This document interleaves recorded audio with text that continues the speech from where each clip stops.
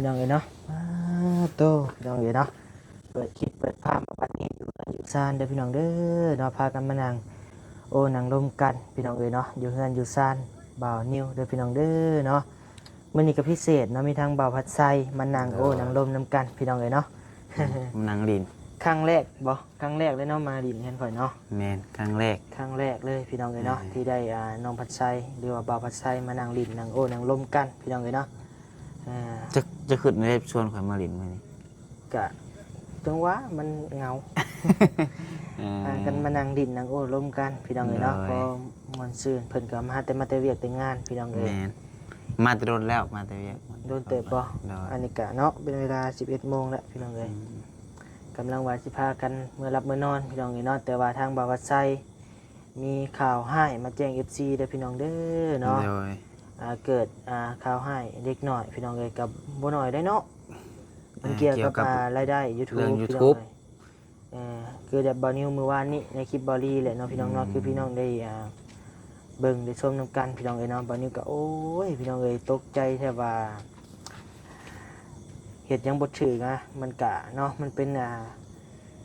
มือวานนี่บอนิวสิเล่านะพี่น้องเนาะบอนิวกะถูกปิดสั่งรายได้มือวานนี่ปิดสั่งรายได้จาก YouTube เนาะพี่น้องเนาะกะอุกใจไปหลายเติบมากกะนอนคิดอยู่ว่ามันสิได้บ่พี่น้องเอ้ยยามันบ่ได้ยามันยุ่งยากคือแบบของเพิ่นนะหลายคนก็เป็นนะเพียงนอกจากสาเหตุนี้บ่ที่ว่าเจ้าบ่ได้ไปถ่ายคลิปมื้อนี้แม่นเอาแก้มื้อนี้ก็ได้จังเพราะจังบ่เห็นเจ้าไปถ่ายคลิปบ่เห็นไปเบิดมื้ออาจารย์ไปแล่นไปมาอยากแก้มันได้พี่น้องเอ้ยแต่ผลสุดท้ายบอนิวก็ได้ยินข่าวดีเนาะว่าได้แล้วเรียบร้อยของบอนิวนะพี่น้องเนาะมาแจ้งข่าว FC เลยของบอนิวหันแล้วเรียบร้อยได้สร้างรายได้ปกติแต่ว่าเรื่องเงินเรื่องคำก็ยังบ่ได้คือเก่ายังบ่ได้บ่แม่นต้องรอเบิ่งอีกก่อนจักเดือนนึงเพิ่นว่าต้องรอยังทอนเงินออกมาบ่ได้แม่นแต่ว่าสร้างรายได้บน YouTube นี่ได้แล้วพี่น้องเอ้ยก็ถือว่าเป็นข่าวดีอันดับหนึ่งครับพี่น้องเนาะถ้าว่าเงินออกมาก็ถือว่าดีแฮงพี่น้องเอ้ยถ้าได้เงินเนาะถ้ากดเงินออกมาได้เอาก่อนอื่นนั่นสิว่ายังก็ขอกราบทักทายสบายดีพ่อแม่พี่น้องเบิดทุกผู้ทุกคนเด้อเนาะบ่ว่าสิอยู่ฝั่งลาวฝั่งไทยและก็ต่างประเทศเด้อพี่น้องเด้อเนาะพ่อแม่ FC ทุกท่านเนาะที่เข้ามารับชมคลิปบอนิวโดยตลอดมาเนาะโดยวันนี้ก็กราบทักทายสบายดีอีกเทื่อนึงพี่น้องเอ้ยมามื้อนี้มานั่งนั่งร่วมกันกะบ่าวพัดไซก็ได้ข่าว5อีกพี่น้องเอ้ยเนาะสิเป็นแบบบอนิวคล้ายๆกันแต่ว่าของบ่าวพัดไซนี่อัปโหลดคลิปบ่ได้เลยพี่น้องเอ้ยเนาะโดยว่าง่ายก็ถูกแบนว่าซั่นซะโดยว่าง่ายๆคือว่าเข้าใจกันง่ายๆก็บ่าวพัดไซถูกแบนเด้อพี่น้องเด้อเนาะอาทิตย์นึงถูกแบน อาทิตย์นึงลงคลิปบ่ได้เคลื่อนไหวในYouTube บ่ได้เลยพี่น้องเอ้ยเนาะนี่ก็อกใจหลายเติบแหละเพราะว่าพ่อแม่พี่น้อง FC ก็ท่าเบิ่งคลิปอยู่เนาะก็บ่ได้ลงคลิปก็โอ้ยพี่น้องเอ้ยเนาะเป็นเวลาอาทิตย์นึงก็สำหรับบ่าวพัดไซหรือว่าบ่าวนิวนี่ก็บ่ได้ลงคลิปอาทิตย์นึงนี่ก็ปัดโตพี่น้องเอ้ยเนาะเดี๋ยวบ่มีรายได้เนาะรายได้บ่มาเลยบ่มีเลยก็บ่มีภาพเคลื่อนไหวในช่องเลยนะพี่น้องเอ้ยก็สิเสียหายหลายอย่างอยู่พี่น้องเนาะแต่ก็มันสิปิดนี่บ่พัดไซเฮ็ดผิดกฎชุมชน YouTube พี่น้องเอ้ยเนาะผิดกฎในใดอันนั้นคือว่าถูกแบนสิมาเล่าให้ฟังก็นี่แรกที่แรกก็มาเดเพื่อนน้องสายฟ้าเนาะก่อนขอสิมาข่อยก็ทางน้องสายฟ้าเพิ่นชวนข่อยไปเอามะขามไปเอามะขามแบบนี้ที่สองคิดสองใจอยู่ที่แรกก็ว่าสิบ่ถ่ายคลิปมาแหละแต่น้องเพิ่นก็ว่าไปเฮาสิขึ้นต้นมะขามเพิ่นว่าแต่ให้เจ้าถ่ายคลิปเฮาเลยเพิ่นน่ะชวนข่อยอีกได้ชวนถ่ายคลิปบ่แม่นหมดเพิ่นพี่น้องเอ้ยน้องสายฟ้าคุ้มแอวข่อยว่ามื้ออื่นก่อนเป็นหยังวะมื้ออื่นจังไปเอาไปวะอาสิเมื่อแล้วทีแรกว่าบอกเพิ่นเลยสิออกมาแต่เว้นติแม่นก็บ่เว้นแล้ว 6 โมงเลยพากันขึ้นต้นมะขามบ่5 โมงครึ่งวัน5 โมงครึ่ง6 โมงนี่แหละอันนั้นก็เลยเพิ่นว่าไอ้ลีอยากเพิ่นว่าไอ้ลีเราอยากสมเพิ่นว่าเราอยากสมมะขามข้อยก็เลยว่าไปๆซะไปก็ไปโดยก็พาเพิ่นขึ้นไปเอาก็ถ่ายคลิปนำหั่นแหละถ่ายบ่ได้หลายดอกประมาณ 2-3 นาทีถ่ายคลิปเป็นขึ้นต้นมะขามแล้วก็มาต่อตอนนางกินมะขามแล้วก็คอยเห็นมีดปาดมือตัวเองอีกนิดนึงอีกแล้วบ่แม่นแล้วก็ดูดันแท้เจ้านี่มีดปาดมือคอยก็ไป ถ่ายอัปเดตห้องนอนห้องน้ำเพิ่นหั่นแหละ โดย ให้ประมาณ20ปลายนาทีรวมๆกัน โดย แล้วมื้อนี้ค่อยมาฮอดเฮือนค่อยแลอัพคลิปลง โดย อัพคลิปลง YouTube ให้ FC เบิ่งหั่นแหละแล้วมื้อนี้ที่แรกก็ค่อยอัพลงแล้วเนาะเปิดสร้างแม่นรายได้ไปซั่งกับเตรียมลงบัดนี้เนาะค่อยลงไปประมาณครึ่งชั่วโมงนี่แหละประมาณครึ่งชั่วโมง โดย ก็นอนดินแล้ววันนี้เข้าไปว่าสิเข้าไปตอบคอมเมนต์ FC ว่ะ โดย เข้าไปในรังบ้านนั่นแหละเข้าไปพอดาเข้าไปพอเห็นแดงฉลืออยู่ โดย บัญชีคลิปของคุณโดนลบออกแล้วอ่ะ เอา เอ้าทางนี้ก็ตกใจ เออ มันติดแดงอะนะขอบหมายมันติดแดง ถือว่าง่ายๆผิดกฎ YouTube จ้ะพี่น้อง โดย ผิดกฎชุมชนนะ ในบัดนี้ค่อยเลยก็บ่ได้เอะใจหยัง ลบ ก็ ที คือ ม ว่าแม่นคือว่ามันก็บ่เป็นหยังเรื่องหายแห้งหั้นนะ โดย ก็ไปตัดออกใหม่ไปเปลี่ยนนั่นนี่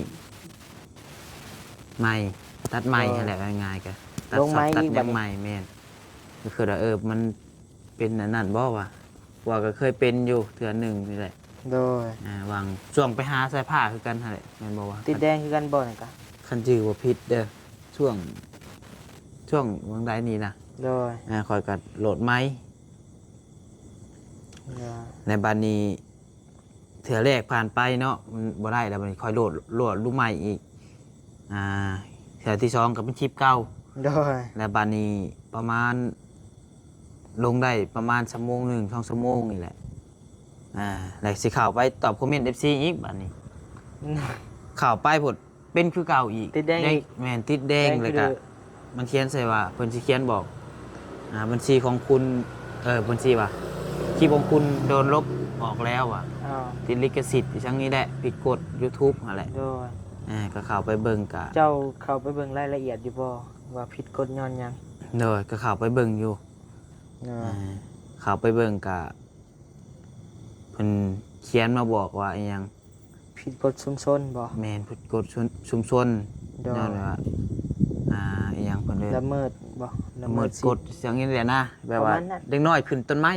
โดยประมาณ เพิ่นไหวไทย ว่าง่ายกับไม่เหมาะกับผู้เยาว์นั่นนี่ ทรมานเด็ก เป็นอันตราย อันตรายนั่นนี่แหละพี่น้องเลยเนาะ เพิ่นไหวไทยแบบเด็กน้อยขึ้นสูงนั่นนี่มันอันตรายย่านเป็นหันเป็นหนีมาหานะ โดย คอยก็ย้อนความบ่ฮู้แน่ก็เลยถ่ายลงไปก็มันก็บ่ได้โดนแน่แหละ2-3 นาทีหนึงถ่ายคลิปนี่ให้เบิ่งนี่เด้อ โดย คลิปตัวที่ว่าเพิ่นขึ้นต้นไม้เนี่ยฉะนั้นก็มีแต่คอยถ่ายรวดเรียดไปนี่เด้อตอนขึ้นนี่ดิ โอ้ นี่น่ะน้อยเดียวหนึงแต่ ได้ 5 นาทีเด้อนี่ 5 นาทีนี่นะ โดยเบิ่งให้ FC เบิ่ง ฮะ นี่คลิปน้องสายฟ้าขึ้นเอามาคามให้บอลลี่นะพี่น้องเนาะกินนำกันนี่แหละ ประมาณ2 นาทีซะเอา2 3 นาที โดย ทั้งนี้ก็บ่เอะใจหยัง โดย เพราะว่ามันเป็นคลิปที่ว่ามีดบาดมือแน่ก็คือว่าย่านมันติดแดงตัวนี้ย่านมันเห็นเลือดแม่น โดย ก็เข้าไปอีกวันนี้มันลบแล้วมันก็เขียนบอกว่าไอ้หยังวิดีโอว่าแบบว่ามันสิอัพวิดีโอบ่ได้ประมาณอาทิตย์หนึ่ง โอ้ เพิ่นเขียนบอกนะ ว่ เข้าใจง่ายๆก็คือ เพิ่นลงโทษซะพี่น้องเอ้ยเนาะ ว่าง่ายๆจ้ะคือจะว่า พ่อแม่พี่น้องกะอันคะแนนว่าเป็นหลักการกะ ถึกแบนมัน ถึง แบ แบ น นเป็นลงโทษ แบน พี่น้องเอ้ยเป็นลงโทษเฮา YouTube เพิ่นผิดกฎเพิ่นก็เลยแบนนั่นแหละอาทิตย์หนึ่งบ่ให้อัพคลิปบ่ให้ได้สดแต่ก็ยังบ่แน่นอนได้กับยังบ่ฮู้กับพังเบิ่งมื้ออื่นนี่ โดยสิลอง สิล อั อง พ เบิ่ง เบิ่งอีกเนาะคะแนนว่ามัน โดย ได้ก็ดีไป แต่ว่าแน่ๆตอนนี้ลงบ่ได้พี่น้องเอ้ยเนาะ โดย พระ เฮา ว่ ก็ลองเฮ็ดเบิ่งคือเพิ่นเขียนมาบอกหาว่า7 มื้อว่ะ อัพคลิป หนึ่ง บ่ สั ได้ ปดาห์ 7 มื้อหรือว่า1อาทิตย์หรือว่า1สัปดาห์ โด พี่น้อง ย เอ้ยก็อาทิตย์หนึงที่ว่าคลิปนี้ก็มาแจ้งข่าวให้บ่าวพัดไซเด้อพี่น้อง โด เด้ ย อ ก็แจ้งบอก FC พ่อแม่ FC นำกันนั่นแหละย่านเพิ่นว่าย่านเพิ่น คล้องเนาะ คลอง เบิ่ ทาเบิ่งคลิปนั่นแหละคลิปน้องแค่ผ้าอะไรเป็นน้องไงนอกกะคะแนนว่าเป็นหยังน้องปลาไส้ก็สิขึ้นไปหาน้องเพิ่นนั่นแหละแต่น้องแต่ละมื้อก็ เนาะ แต่ว่าช่องมีปัญหาก็คือสิ แก้ก่อน แม่น หยุ ก็สิได้ เบิ่งก่อน แก้ก่อนนั่นแหละพี่น้องคะแนนว่ามันกลับมาถ่ายได้ปกติก็คือสิได้ขึ้นไปถ่ายให้ FC เบิ่งคือเก่าพี่น้องเนาะ โดย คะแนนว่าบ่ได้ก็พังเบิ่งจักเศษแนวใดก็พังเบิ่งก่อนคะแนนว่าดำมือดำใดก็ใครเด้เนาะ โอ้ทิศหนึ่ง ทิศหนึงนี่ก็ห่วย ขนาดบานิวมือว่านี่กะ อืม เพิ่นปิดสั่งรายได้บานิวนะอยู่ในคลิปวอรี่พี่น้องก็อาจจะเห็นอยู่ดอกเนาะ โดย ข่าวให้แต่นั่งกินอย่าง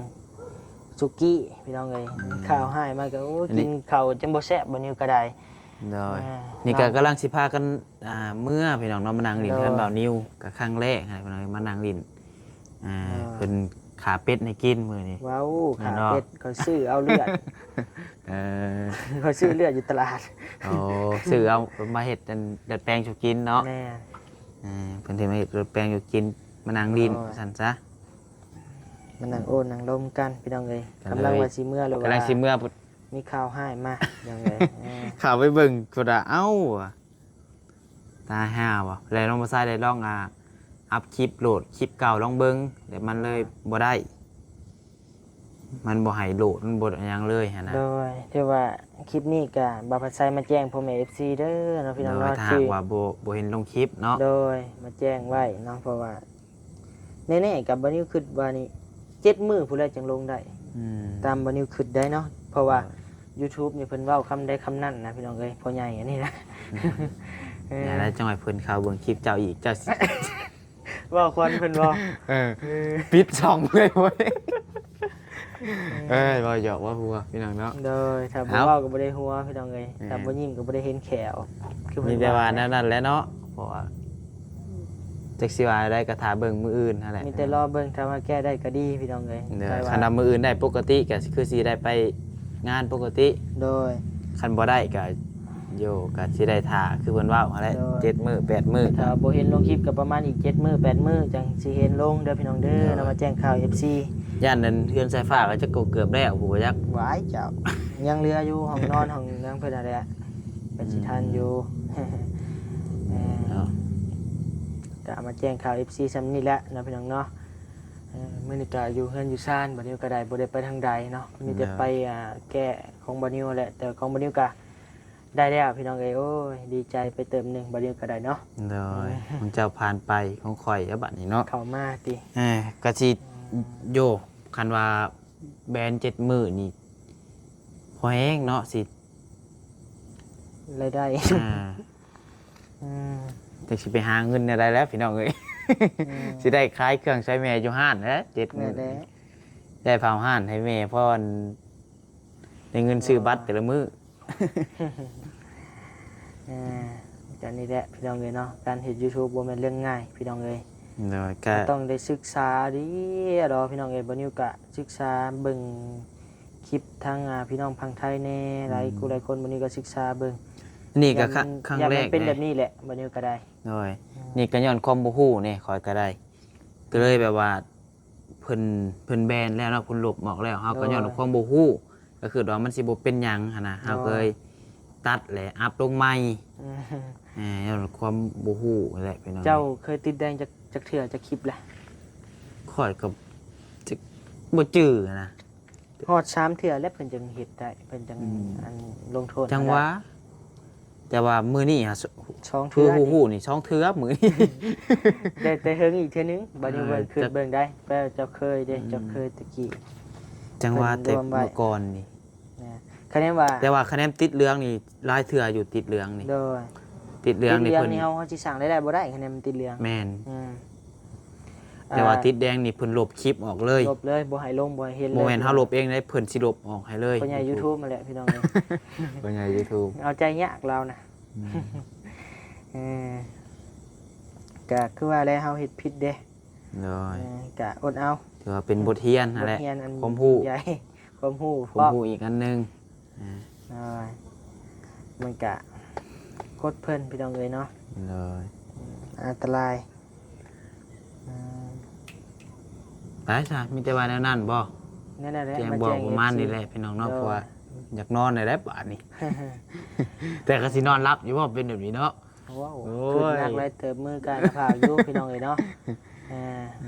เอาเนาะทางบอนิวกัดแจ้งข่าว FC เท่านึงนะพี่น้องเนาะว่าบอนิวมีแผนที่เดินทางไปแจกเครื่องแจกของนะพี่น้องเนาะอยู่ทางเหนือพี่น้องเลยอยู่ทางเซโปนครับผู้แหละแต่ว่ายังบ่ฮู้ว่ามื้อใดนะพี่น้องเนาะ ไปกับไผนะ กะพังเบิ่งจะสิไปนำไผแน่ยังปรึกษาทางอ้ายๆอยู่ โดยแล้วก็แจ้งข่าว FC ไว้ก่อนเนาะมาบัดนี้อันนั้นทั้งมีทั้งเครื่องเสื้อผ้าพี่น้องเอ้ยยามนี้ก็ยามหนาวแล้วเนาะมีทั้งเสื้อผ้าทั้งเอ้ยจอยแน่แล้วก็ทั้ง FC บ่เตียงแน่ตอนบัดนี้ไปหับเนาะพี่น้องเนาะแล้วก็มีเครื่องเสื้อผ้าทั้งพี่น้องบ่นิวแน่ทั้งยาทั้งนั่นเก็บให้ได้อยู่พี่น้องเอ้ยถือว่าเต็มหลังรถบ่นิวผู้ใดพี่น้องเอ้ยเนาะอยากไปแจกจ่ายเพิ่นนะพี่น้องเนาะทางพี่น้องทางพุ่นเพิ่นก็คือพี่น้องเห็นแหละมันก็บ่ค่อยมีใส่ปานใดเนาะบัดนี้ก็สิขึ้นไปแจกทางพุ่นแต่ว่าบ่นิวก็ยังบ่ฮู้เด้อพี่น้องเอ้ยว่ามื้อใดเนาะเดี๋ยวเบิ่งบ่นิวหาเงินหาคำเติมน้ำมันก่อนจักเล็กจักน้อยพี่น้องเอ้ยเพราะว่าไปนี่ก็ค่าใช้จ่ายหลายพี่น้องเอ้ยเนาะค่าน้ำมันนี่ก็โอ้ยเนาะตกอยู่ประมาณไปกลับนี่ก็ไหล 3,000 บาทพู้นแหละพี่น้องเอ้ยเนาะเพราะว่าเต็มทางก็ 2,000 จ้ะเต็มทาง 2,000 ค่ากลับมาก็เติมอีก 1,000 ก็น่าจะได้อยู่เซโปนก็ใช้จ่ายหลายนะพี่น้องเอ้ยคะแนนว่าได้ไปเนาะเดี๋ยวคันไปเจ้าเอารถเจ้าขึ้นเองเลยบ่แม่นเพราะว่าเครื่องหลายเด้เอารถขึ้นเองแล้วก็กับเบิ่งภาพเบิ่งพ้นแน่พี่น้องเอ้ยเนาะเบิ่งถนนคนทางแน่สิเข้าไปแบบมาซัมบานิวเข้าได้แล้วพี่น้องเอ้ยรถบานิวก็คือเห็นนี่แหละโดยเราเบิ่งเงินเบิ่งค่ำนะพี่น้องเนาะแต่ว่าบานิวก็ยังบ่ฮู้ว่าสิเป็นมื้อใดเด้อพี่น้องเด้อเนาะรอเบิ่งรอติดตามชมไปนำกันเนาะฝากพ่อแม่พี่น้อง FC ติดตามไปนำกันเนาะสิเป็นมื้อใดยังปรึกษากับทางอ้ายอยู่กับเบิ่งเงินเบิ่งค่ำบานิวอยู่นะพี่น้องเนาะโดยมีทั้งเครื่องเสื้อผ้าหลายอย่างอยู่ที่นอนก็มีพี่น้องเอ้ยที่นอนก็มีบ่มีมาแบ่งข่อยหน่อยสิ ที่นอนแบบพับเด้ตัวน้อยเด้รุ่นเก่าเฮาแกว่าตัวใหญ่เลยขอสิเอาไปใช้ก็ไปใช้บ่จ่ายจะบ่ได้อยู่คะแนนมีว่ายอกนั่นแหละพี่น้องเอ้ยเนาะมาแจ้งข่าว FC มื้อนี้ก็ได้เนาะทั้งข่าวให้แน่ข่าวดีแน่พี่น้องเอ้ยปนเปกันไปเนาะนั่งโอลมอยู่ทางเงินชานบ่นิวนี่แหละพี่น้องเอ้ยตอนนี้ก็เป็นเวลา 11 โมงกว่าๆพี่น้องเอ้ยสิพากันลำลาเมื่อรับเมื่อนอนแล้วพี่น้องเอ้ยเนาะโดยพากันนั่งลิ้นนั่งหัวพี่น้องเอ้ยนั่งโอนั่งลมกันหลังจากเฮ็ดเวียกเฮ็ดงานเมื่อยๆพี่น้องเอ้ยบานิวก็ดีใจเนาะมันช่องบานิวก็กลับมาคืนแล้วก็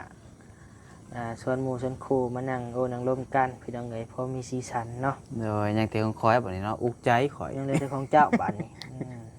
สู่ต่อไปแล้วเฮาเดินทางสายนี้แล้วการสิถิ่มสิปากันจักแนวใดได้เดินทางมาเลยเด้โดยเอาทางอ้ายๆเพิ่นแล้วเป็นแบบอย่างเนาะทางอ้ายเพิ่นก็สู้มาก็แฮงนักกว่าเฮาแล้วเพิ่นเฮ็ดช่องตะกี้ก็ได้โดยแฮงผ่านมาหลายแฮงนักกว่าเฮาเหมือนเฮานี่ถือว่าง่ายแล้วตะกี้มันบ่ทันสมัยเด้เฮ็ดหยังก็ยากได้ตะกี้